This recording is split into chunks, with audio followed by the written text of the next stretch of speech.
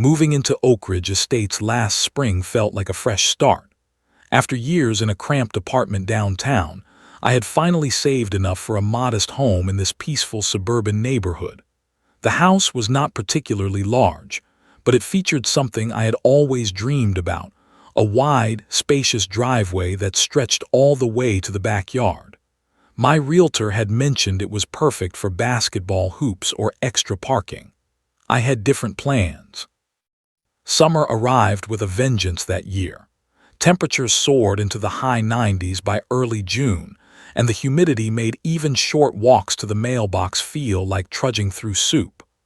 One particularly scorching Wednesday, I noticed the neighborhood children playing with water guns and sprinklers in their yards. That gave me an idea. The next day, I drove to the large outdoor supply store and purchased a substantial inflatable pool.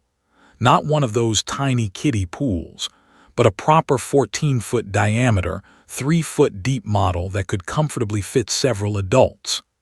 The sales associate assured me it was perfectly designed for driveways and could be set up and taken down within an hour.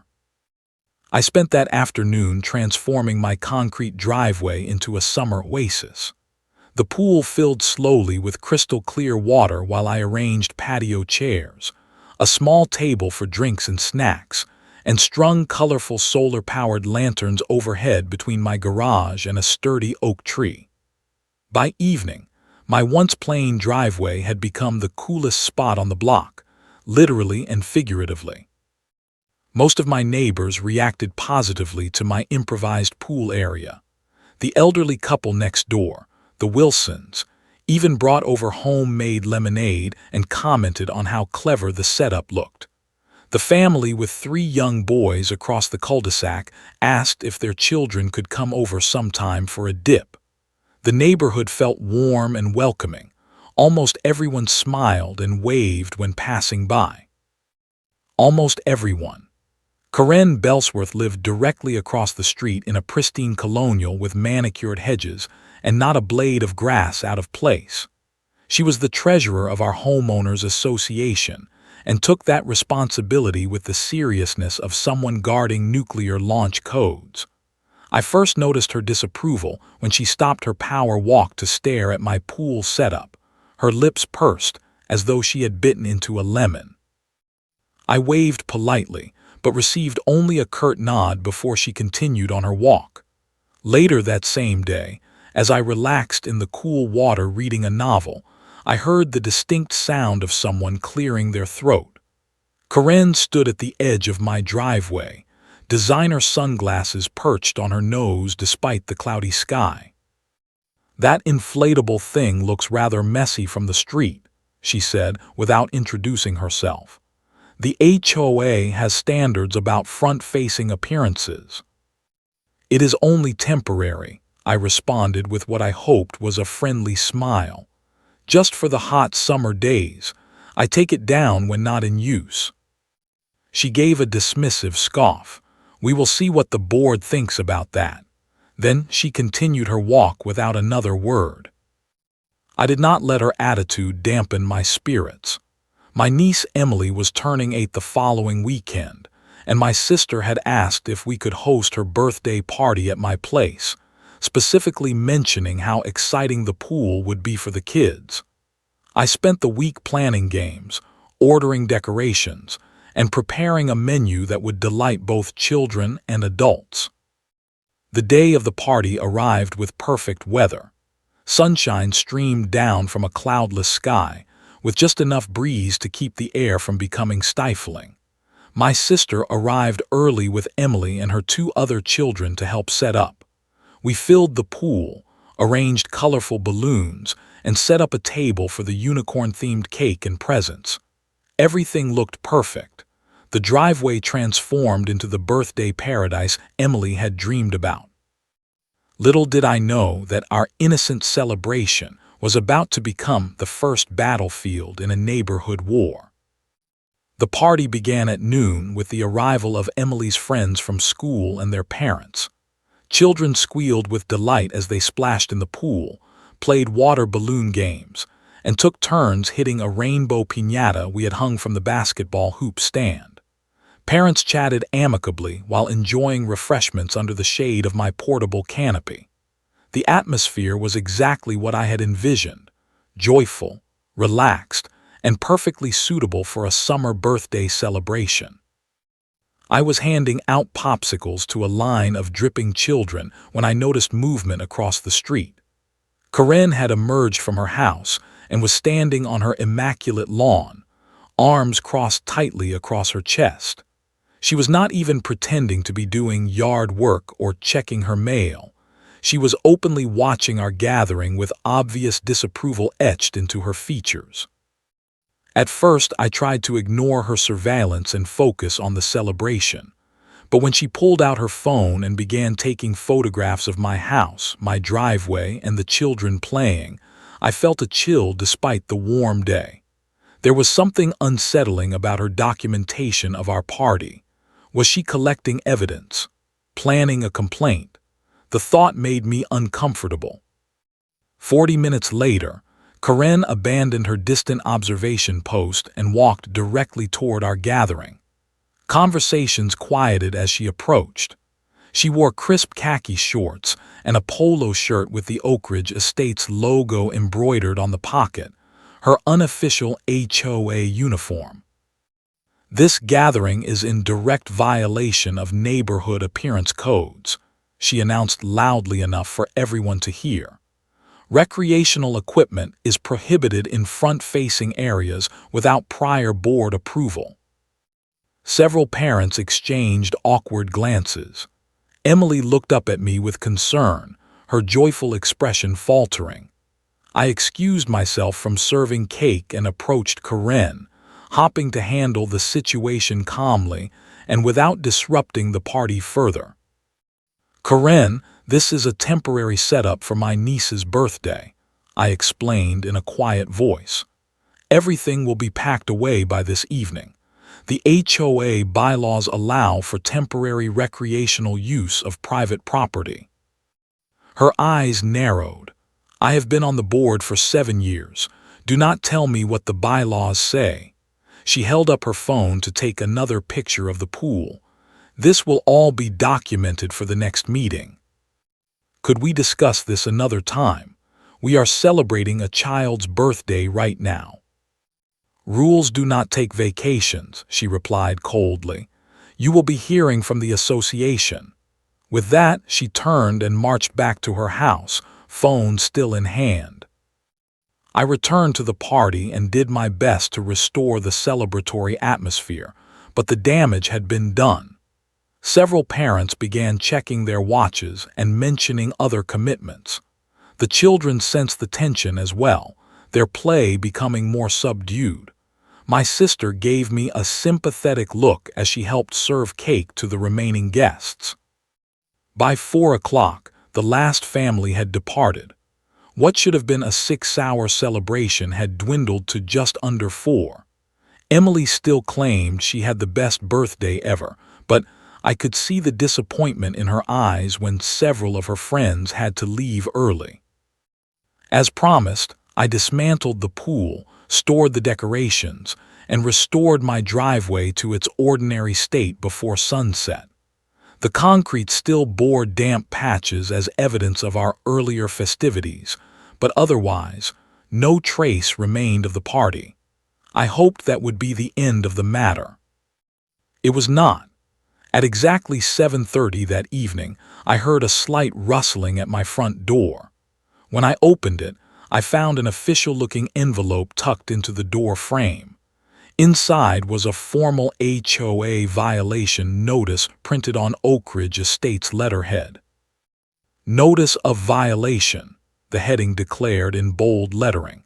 The document cited me for unauthorized recreational use of driveway and creating a public eyesore visible from community streets. A fine of $75 was assessed, payable within 14 days. I read the notice 3 times, my frustration growing with each review. The form was signed by K. Belsworth, HOA Enforcement Officer. a title I had never heard mentioned in any community meeting. The speed with which she had generated this official-looking document was impressive and troubling. That night, as I closed my blinds before bed, I noticed a small red light glowing from Karen's second-floor window. Looking more closely, I realized it was the operation indicator of a security camera pointed directly at my house. A camera I had never noticed before. Had she installed it recently, or had it always been there, watching? The thought sent an uncomfortable shiver down my spine.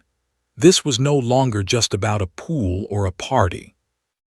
Karen was watching me far more closely than any neighbor should. The following morning, I sat at my kitchen table with a fresh cup of coffee and the HOA rulebook spread before me. I had received the complete bylaws when purchasing my home, but, like most residents, had only skimmed the 100-page document before filing it away. Now I examined every word with the attention of a contract lawyer. After 2 hours of careful reading, I confirmed what I had suspected. There was no specific rule prohibiting temporary recreational equipment on private driveways. The bylaws mentioned permanent structures and fixtures being subject to approval, but explicitly stated that temporary seasonal decorations and recreational items are permitted provided they are properly maintained and removed when not in active use. My pool setup had clearly fallen within these guidelines. More concerning than the false violation was what I discovered when I stepped outside to retrieve my newspaper that morning. From my front porch, I had a clear view of Karen's house, specifically, the new array of security cameras installed under her eaves. One pointed directly at her own front door, which seemed reasonable. The other 3, however, were aimed at the street and neighboring properties, including mine. I counted 4 distinct cameras, each with its viewing area adjusted to capture different angles. One was positioned to monitor her driveway and part of the street. Another covered her lawn and the sidewalk. The third, the one that caught my attention most sharply, was angled directly toward my property, clearly capturing my entire driveway, front yard, and even part of my porch. The fourth seemed to be directed at the side yard between our properties. This was not casual observation. This was surveillance. I decided to address the situation directly and walked across the street to Karen's house. After ringing the doorbell twice, she appeared, looking annoyed at the interruption. "Karen, I noticed you have installed security cameras recently," I began, keeping my tone neutral and conversational. "So," she replied, not bothering to disguise her irritation. "I noticed several of them are directed at my property. I would appreciate it if you could adjust them to respect my privacy." She smiled thinly. "Those cameras are for community safety. As HOA enforcement officer, I have every right to monitor potential violations." "Actually, the HOA bylaws do not grant surveillance authority to board members," I responded, having just read that section. "And state privacy laws have specific regulations about where security cameras can be directed." Her expression hardened. "Are you threatening me?" "Not at all. I am simply asking you to redirect your cameras away from my private property." "Those cameras stay exactly where they are," she declared. "If you have nothing to hide, you have nothing to worry about." She stepped back and closed the door firmly in my face. That afternoon, I drafted a formal letter to the HOA board expressing my privacy concerns regarding Karen's camera placement. I included relevant sections from both the HOA bylaws and state residential privacy statutes.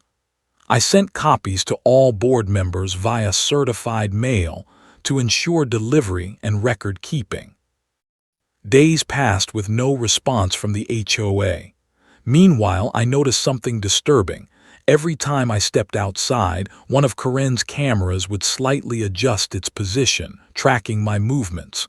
When I washed my car, the camera followed. When I checked my mail, it swiveled. This was not passive recording. This was active monitoring. I began documenting everything. I used my phone to photograph the positions of her cameras at different times of day. I kept a log of when I observed the cameras moving. I recorded dates and times when Karen seemed to react to my activities within minutes of my starting them, like when she, coincidentally, came outside to water plants moments after I began setting up a small table on my porch. Most disturbing was when friends visited one evening and commented that someone was taking pictures of their cars from across the street. I looked out the window to see Karen quickly ducking behind her curtains, phone in hand. A week after sending my letter to the HOA, I still had received no response. My $75 fine notice now included a final warning stamp. Karen's surveillance continued unabated, and I began to feel like a prisoner in my own home. It was clear that official channels were not working, either because Karen had too much influence or because the board simply did not care. Either way, I realized I needed to change my strategy. If Karen wanted to play games with cameras and codes, I needed to understand the real rules better than she did. 2 weeks after Emily's birthday fiasco, I decided it was time to reclaim my property rights. I would host another driveway pool party, but this time I would be thoroughly prepared for Karen's interference. I began by researching local ordinances regarding residential gatherings, noise restrictions, and temporary structures on private property. I printed copies of relevant sections and highlighted the key points. Next, I visited the city clerk's office and inquired about any permits that might be required for a small gathering. The clerk seemed amused by my thoroughness, but provided me with a simple residential gathering notification form. Not a requirement, she explained, but a courtesy filing that would put my event on record with local authorities. I completed the form, paid the $10 processing fee, and received an official stamped copy for my records. Armed with legal documentation, I created formal invitations for my neighbors. Each invitation included not only the date and time of the gathering, but also a note explaining that the event complied with all HOA regulations and local ordinances. I delivered these invitations to every house on the block, including Karen's. Hers also contained a personal note inviting her to address any concerns directly with me before the event. The morning of the party, I installed my own security camera under my front eaves, positioned to record my driveway and front yard only. I wanted documentation of anything that might occur during the gathering. I also posted copies of my gathering notification and relevant HOA bylaw sections on a small bulletin board near my mailbox, visible to anyone who might question the legitimacy of my party. Neighbors began arriving around 2 o'clock that Saturday afternoon. The Wilsons brought their famous potato salad. The family with 3 boys arrived with pool toys and homemade cookies. Several other neighbors whom I had barely spoken with before showed up, curious and friendly. The atmosphere was relaxed and festive, exactly what I had envisioned for a community gathering. Karen remained in her house, though I occasionally caught glimpses of her watching through her blinds. Her cameras continued their silent observation, red lights blinking steadily. I focused on enjoying the party rather than worrying about her reaction. That changed at precisely 4:17 in the afternoon. 2 police cruisers pulled slowly into our street, lights flashing but sirens silent. They parked directly in front of my house and 2 officers stepped out. As if on cue, Karen emerged from her home and stood on her lawn, arms crossed and a satisfied expression on her face. Conversations halted as everyone turned to watch the officers approach. I excused myself from a conversation and walked to meet them at the edge of my driveway, maintaining a calm demeanor despite my racing heart. "Good afternoon, officers," I greeted them. "What can I do for you today?" The taller officer removed his sunglasses. "We received a complaint about an unauthorized gathering blocking a residential driveway. Caller reported excessive noise and possible code violations." Several of my guests exchanged concerned glances. Children climbed out of the pool, water dripping as they huddled near their parents. "I understand your concern, officer," I replied evenly. "However, this gathering is fully documented and compliant with all regulations." I gestured to my bulletin board. "I have filed a residential gathering notification with the city clerk's office. The noise levels are well within ordinance limits, and the temporary recreational equipment is explicitly permitted under HOA Bylaws Section 13.4. The officers looked genuinely surprised as I handed them copies of my documentation. They reviewed the papers carefully, occasionally glancing toward Karen, who still watched from across the street. "Everything appears to be in order here," the younger officer finally said. "This looks like a friendly neighborhood gathering within permitted guidelines." The caller was quite insistent that there were multiple violations, the taller officer added, frowning slightly. "Would that caller happen to be my neighbor across the street?" I asked quietly. "The one who has been documenting my activities with security cameras aimed at my property?" Both officers turned to look at Karen, who was now approaching with purposeful strides. "Those people are creating a public nuisance," she declared loudly before the officers could speak. "That pool is an unauthorized structure." "Ma'am, we have reviewed the documentation," the taller officer explained patiently. "This gathering has been properly registered with the city. There are no noise violations or code infractions that we can determine." Karen's face flushed. "I am on the HOA board. I know the rules better than anyone." "Actually," I interjected, opening the HOA handbook to a bookmarked page, "the bylaws specifically permit temporary recreational equipment. I have highlighted the relevant section here." The younger officer reviewed the page I indicated and nodded. "Everything seems to be in compliance, ma'am. We cannot take any action against a lawful gathering on private property." Karen's expression shifted from confidence to disbelief. "Those cameras," she stammered, pointing toward my house. "He installed surveillance equipment without HOA approval." The officers glanced at my single camera. "Sir, is that recording public areas or just your private property?" the taller one asked.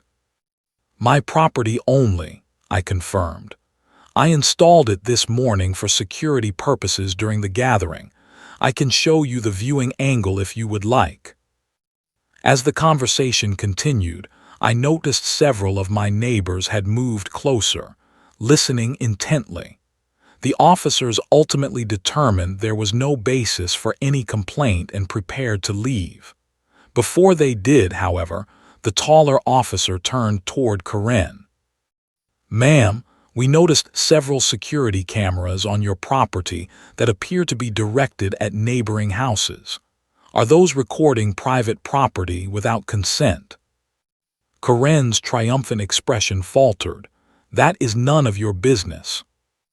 "Actually," the officer replied, "residential surveillance laws make it very much our business. We may need to follow up about that separately." As the police cruisers pulled away, the party slowly resumed its cheerful atmosphere. Karen retreated to her house, slamming her door loudly enough for everyone to hear.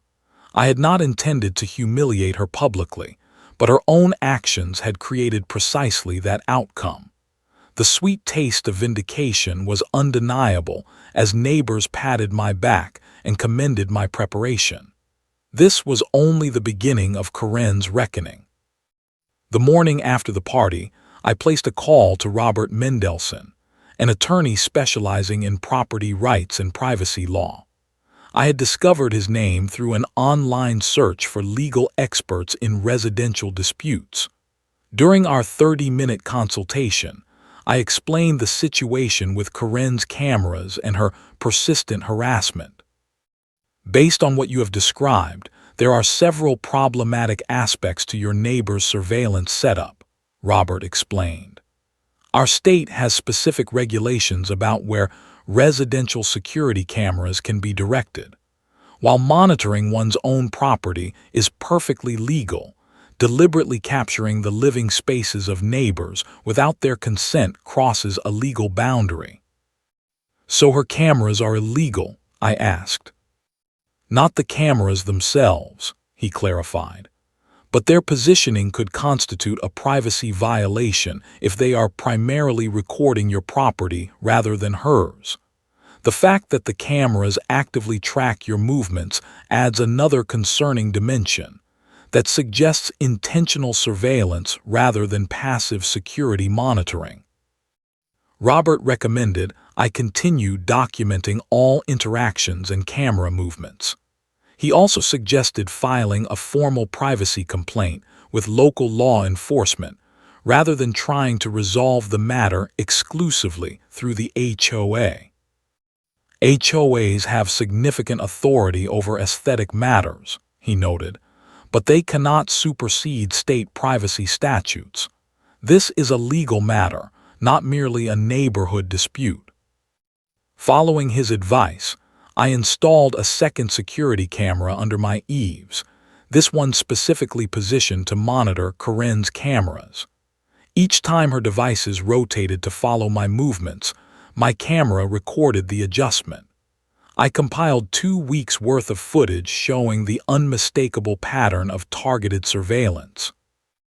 With evidence in hand, I visited the local police precinct and filed a formal complaint regarding invasion of privacy. The desk sergeant initially seemed reluctant to get involved in what he viewed as a neighbor squabble, but his demeanor changed noticeably when I showed him the footage of Karen's cameras tracking my movements across my own property. This goes beyond a disagreement about fences or noise, he acknowledged. I will assign an officer to review your documentation and follow up. 3 days later, Officer Jenkins arrived at my door. He explained that he had been assigned to investigate my privacy complaint and had already reviewed my submitted evidence. We take these matters seriously, he assured me. Residential surveillance laws exist to protect everyone's right to privacy in their homes and yards. I invited him inside and provided additional details about the ongoing situation. After our discussion, Officer Jenkins walked across the street to speak with Karen. From my window, I could see her animated gestures and increasingly agitated body language as their conversation progressed. At one point, she jabbed her finger toward my house while speaking forcefully to the officer. Their conversation lasted nearly 20 minutes. When Officer Jenkins finally returned to his patrol car, Karen remained on her porch, arms crossed tightly across her chest, her expression thunderous. The officer stopped by my house before leaving. I have informed Ms. Belsworth that her current camera configuration violates state privacy statutes, he explained. She has been instructed to redirect all cameras to capture only her own property within the next 72 hours. Failure to comply will result in a formal citation and possible fines. How did she respond? I asked. Officer Jenkins sighed. Not positively. She insisted the cameras were necessary for HOA enforcement and claimed special authority as a board member. I explained that no HOA position grants exemption from state privacy laws. Thank you for addressing this, I said sincerely. Just doing my job, he replied. I will follow up in 3 days to verify compliance. If you notice any concerning behavior in the meantime, do not hesitate to call the precinct. As Officer Jenkins drove away, Karen stormed across the street toward my house.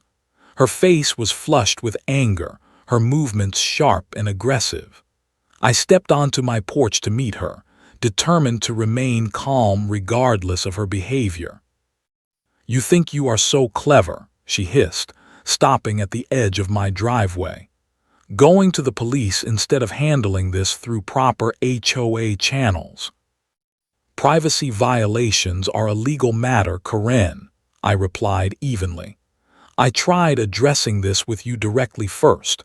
You refused to redirect your cameras." "You have been trying to undermine my authority since you moved in," she accused. "First with that eyesore pool, then by turning neighbors against me, and now this." "I simply want to enjoy my property without being under constant surveillance," I explained. "The same right to privacy that you would expect." "This is not over," she warned, her voice trembling with rage. "I have connections in this community you cannot imagine." "Are you threatening me?" I asked calmly, aware that my own camera was recording our interaction. "I am informing you of reality," she replied coldly. "People who challenge the system always regret it." With that ominous declaration, she turned and marched back to her house. I remained on my porch, watching as she slammed her door with enough force to rattle her decorative window.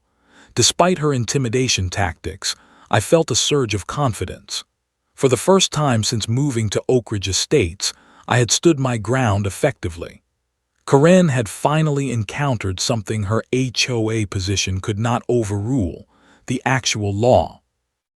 Word of my confrontation with Karen spread through Oak Ridge Estates like wildfire. Neighbors I had barely spoken with before stopped by to share their own stories of intimidation and arbitrary rule enforcement. The Wilsons recounted being fined for wind chimes that were excessively audible. The young couple at the end of the block had received violation notices for a vegetable garden that was not aesthetically consistent with community standards. Even the family with 3 boys had been threatened with sanctions for leaving bicycles visible in their driveway overnight. What became increasingly clear was that Karen had been using her HOA position to enforce personal preferences rather than actual bylaws. Many neighbors had simply paid fines rather than challenge her authority, assuming the citations were legitimate.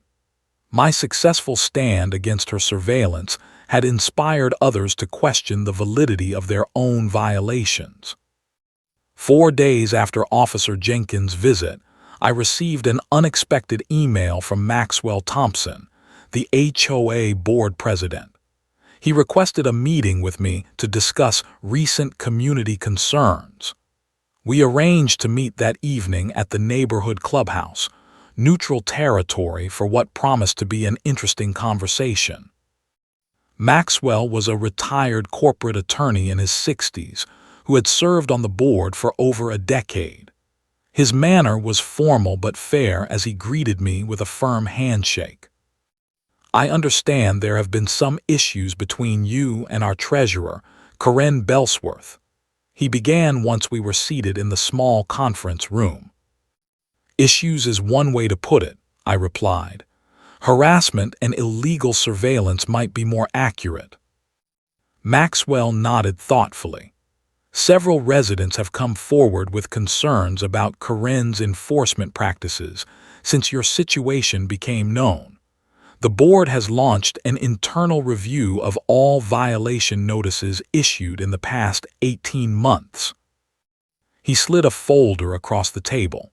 Inside was a copy of my supposed violation notice for the pool party, with one striking difference.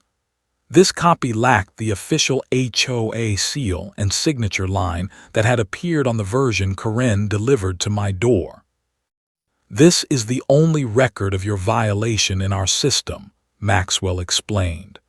"As you can see, it is merely a draft complaint form, not an authorized citation. We have no record of the board ever approving a fine against your property." Are you saying Karen fabricated an official violation notice?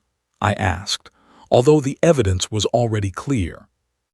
It appears so, Maxwell confirmed grimly. And yours may not be the only case. We have identified at least 17 instances of discrepancies between violation records in our official system and copies provided by residents. That seems like deliberate fraud, I observed. The board is taking this very seriously, he assured me. In addition to the unauthorized notices, we have also become aware of Karen's surveillance activities. Such behavior falls well outside the scope of any HOA authority and directly contradicts our community values. 2 days after my meeting with Maxwell, an emergency HOA meeting was announced. All Oak Ridge Estates residents received formal invitations, not just the usual email notification, but actual printed letters delivered to each home. The meeting was scheduled for the following Tuesday evening at the community center. The turnout was unprecedented. Nearly 80% of homeowners attended, filling the community center's main hall beyond capacity. Extra chairs were brought in from storage rooms to accommodate everyone. The atmosphere buzzed with anticipation as Maxwell called the meeting to order. Karen arrived late, entering just as Maxwell began explaining the purpose of the gathering. She took a seat in the back row, her expression a mixture of confusion and defiance. She clearly had not been briefed on the meeting's agenda in advance, despite her board position.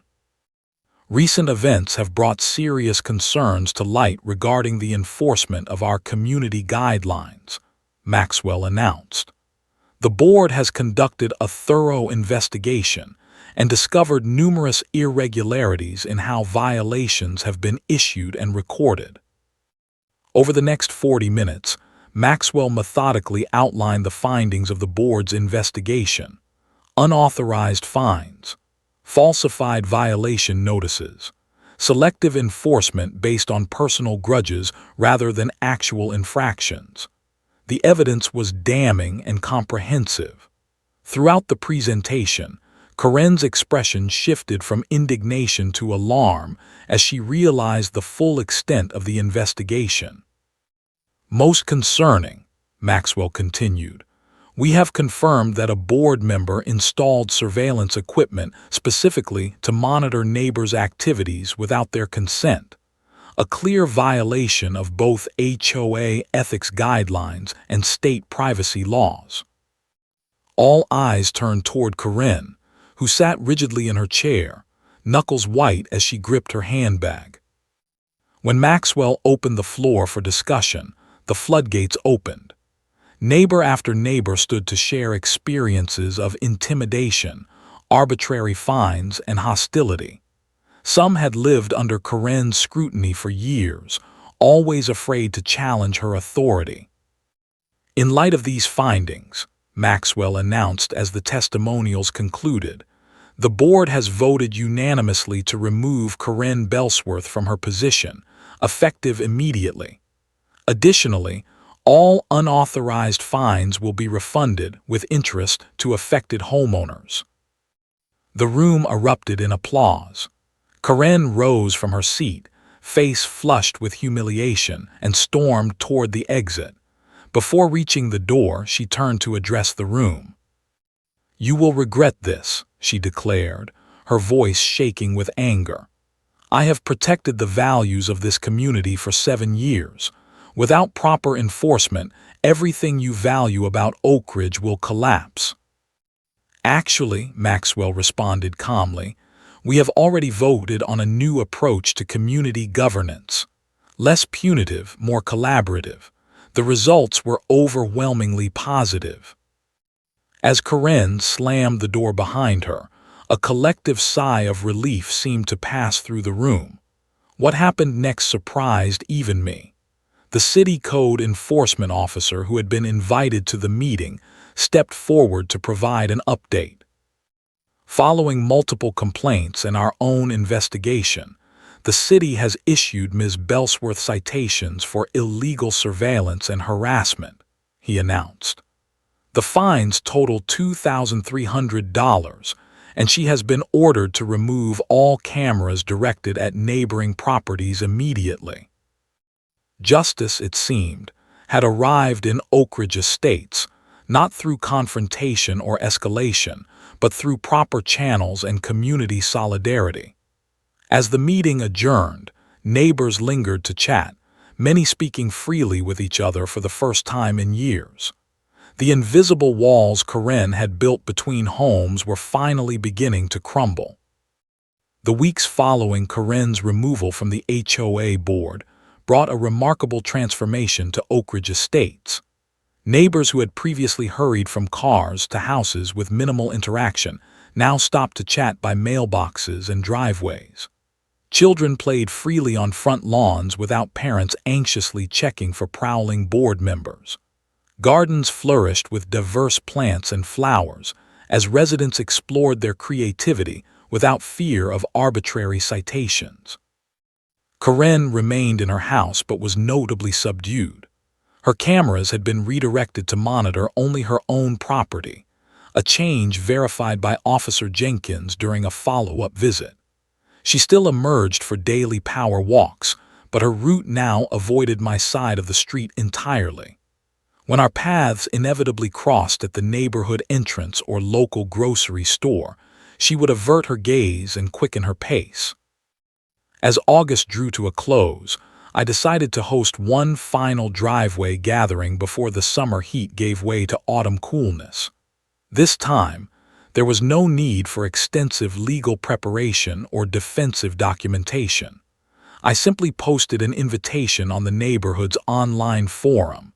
End of summer pool party, everyone welcome, this Saturday 2 p.m. The response was overwhelming. Nearly every family in Oak Ridge Estates indicated they would attend, many offering to bring food, drinks, or entertainment. What had begun as a modest gathering evolved into a proper neighborhood celebration. Saturday arrived with perfect weather, warm sunshine tempered by a gentle breeze that carried the first hints of fall. I set up the inflatable pool one last time, arranged chairs and tables throughout the driveway, and strung fresh lanterns between trees. The Wilsons arrived early with their legendary potato salad and a new addition, homemade ice cream churned in an antique hand-cranked machine that Mr. Wilson proudly demonstrated for the children. By mid-afternoon, my driveway and front yard hosted over 40 neighbors of all ages. Children splashed in the pool and played tag across adjoining lawns. Adults congregated in conversational clusters, many meeting properly for the first time despite having lived as neighbors for years. Maxwell brought his guitar and played folk songs while several neighbors sang along. The atmosphere was relaxed and joyful, exactly what a community should feel like. You know, none of this would have happened without you standing up to Karen, Mrs. Wilson commented as she helped me refill the lemonade container. Most of us just paid the fines and kept our heads down. I did not set out to challenge the entire HOA system, I admitted. I just wanted to host a birthday party without being surveilled. Sometimes that is all it takes, she replied wisely. One person refusing to accept intimidation. Throughout the afternoon, various neighbors shared their Karen stories with surprising humor and relief. The family with 3 boys had received violation notices for wind-blown leaves in their yard during autumn. Another resident had been fined for Christmas lights that remained illuminated until 9:15 p.m., 15 minutes past Karen's self-imposed curfew for decorative lighting. Each story reinforced how thoroughly one person's arbitrary authority had shaped our community culture. As twilight approached and families began gathering their belongings, Maxwell raised his glass in an impromptu toast. To new beginnings in Oak Ridge Estates, he declared, and to neighbors who remind us that community is about connection, not control.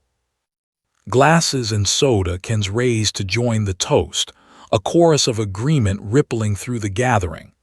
I looked around at the faces of my neighbors, relaxed, happy, connected. This was what I had hoped to create when I first set up that pool months ago, not conflict but community. As the party wound down and neighbors departed with warm handshakes and promises to get together again soon, the young couple from the end of the block lingered behind to help me clean up. "We wanted to thank you personally," the husband said as we folded chairs. "We were actually considering moving because of how stressful living here had become. Every day felt like waiting for the next violation notice." His wife nodded earnestly. "Our son has autism and sometimes gets louder than other children when he plays outside. Karen left notes on our door about excessive noise at least once a week. We started keeping him inside most days to avoid confrontation." "That is terrible," I responded, genuinely saddened by their experience. "No child should be confined indoors because of a neighbor's intolerance." "Well, he has been playing freely all summer since the meeting," she added with a smile, "and not a single complaint." Their words stayed with me long after everyone had gone home, and my driveway returned to its ordinary state. The inflatable pool was dried, folded, and stored in the garage for next season. The lanterns were carefully packed away, and the chairs returned to their proper places. As twilight deepened into evening, I sat on my front porch with a cup of tea, reflecting on the unexpected journey of my first summer in Oak Ridge Estates. Across the street, Karen's house remained dark and silent, curtains drawn tightly across all windows. The cameras still perched under her eaves, but their lenses now pointed harmlessly at her own property, mechanical eyes stripped of their power to intimidate. I felt no triumph or satisfaction in her isolation. In fact, I felt a twinge of regret that she had chosen control over connection, enforcement over enjoyment. The lesson I took from our conflict was not about winning or defeating an adversary. It was about the quiet power of standing firm against unreasonable demands, not through aggression or escalation, but through knowledge, preparation, and proper channels. I had not sought to change our community. I had simply defended my right to enjoy my small corner of it. Small acts of resistance, I realized, can protect more than just individual rights. They can shield entire communities from the slow erosion of joy and connection that occurs when intimidation goes unchallenged. The transformation of Oak Ridge Estates had not required grand gestures or heroic confrontations, just one person willing to say no to unreasonable surveillance, and then another, and another after that. As autumn leaves began to drift onto lawns that no one feared leaving unraked for a few hours, children rode bicycles freely on driveways, without anxious parents rushing to hide them from view. Holiday decorations would soon appear without fear of measurement or time restrictions. Gardens would bloom next spring with plants chosen for joy rather than compliance. The evidence was clear in every relaxed conversation between neighbors, every spontaneous gathering of children playing across property lines, every front porch now regularly occupied by residents enjoying their outdoor spaces without anxiety. Karen's reign over Oak Ridge Estates had ended not with a dramatic confrontation, but with the simple courage of a community rediscovering its voice. Sometimes the most powerful response to bullying is not escalation or retaliation, but calm, documented, persistent resistance. Rules matter, but they exist to serve communities, not to control them. Authority deserves respect when exercised with integrity, but merits challenge when wielded as a weapon. And security cameras belong pointed at your own property, not at your neighbors' lives. As for my inflatable pool, it waits patiently in storage for next summer, when it will once again transform my ordinary driveway into something extraordinary. A gathering place for a neighborhood that finally remembers how to be neighbors.